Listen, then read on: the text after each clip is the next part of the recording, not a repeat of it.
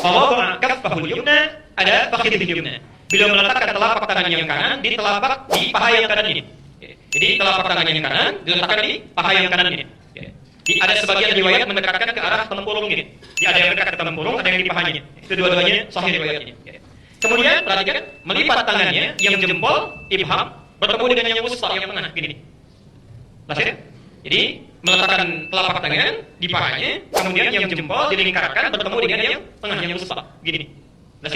Jadi bukan yang jadi kelingking, ini kelingking, ini manis, ini tengah, ini telunjuk, ini jempol. Jadi jempol bertemu dengan yang tengah sini. Kemudian perhatikan, mengangkat rafa'as sababah, mengangkat yang telunjuk ini.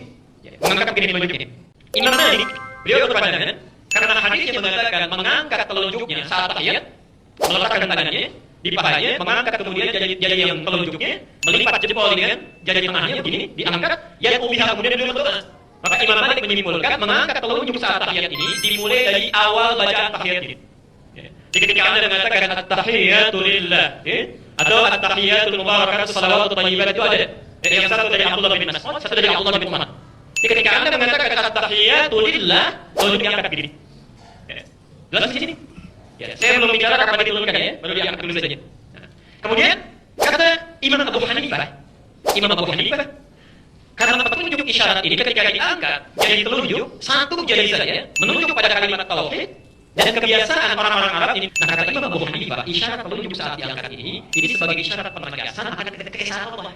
Karena kebiasaan orang Arab kalau disebutkan Allah itu suka mengatakannya begini. Allah mengatakannya, terutama dalam syahadat. Karena itulah kata Abu Hanifah, ketika telunjuk ini diangkat, itu bukan dari awal pertamanya, tapi ketika mengucapkan asyhadu an la ilaha, diangkat begini. Dan ketika kalimat illallah sudah selesai, ditutup lagi. Selesai. Karena faedah mengangkat telunjuk ini hanya untuk mengiktirafkan bahwa tiada Tuhan selain Allah. Lalu ditutup.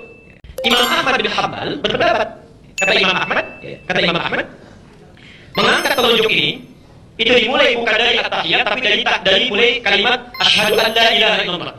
Saya bilang, bukan dari kalimat pertama begitu selesai kita bangkit dari sujud, at-tahiyat walillah ini belum diangkat, kata Imam Ahmad.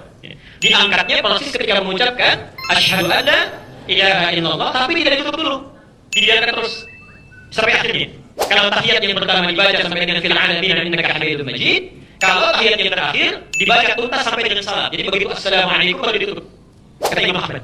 Maka kata Imam Ahmad ketika Anda mengangkat dalam tahiyat diangkat begini, jangan dulu ditutup kecuali sampai selesai fil alamin innaka hamidum majid. Dan di tahiyat terakhir diangkat baru kemudian ditutup kembali saat akan salam. Akan salam. Imam Malik mengangkat dari awal tadi yang pertama sampai terakhir. Jadi diangkat begini sampai salam baru kemudian ditutup. Jelas di sini. Tsumma yuharrikuha, kemudian menggerak-gerakannya. Jadi caranya sama dengan yang pertama, bisa diangkat di awal, diangkat di tengah-tengah, ditutup kembali, ya.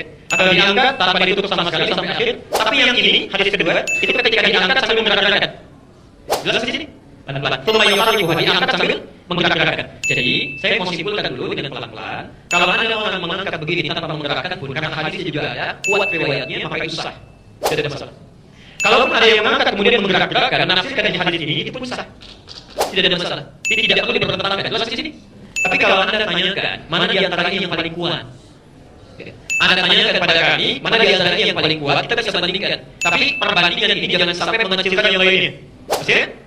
Ulama hadis dalam hal ini memandang mengangkat tanpa menggerakkan itu lebih kuat dibandingkan mengangkat dengan menggerakkan.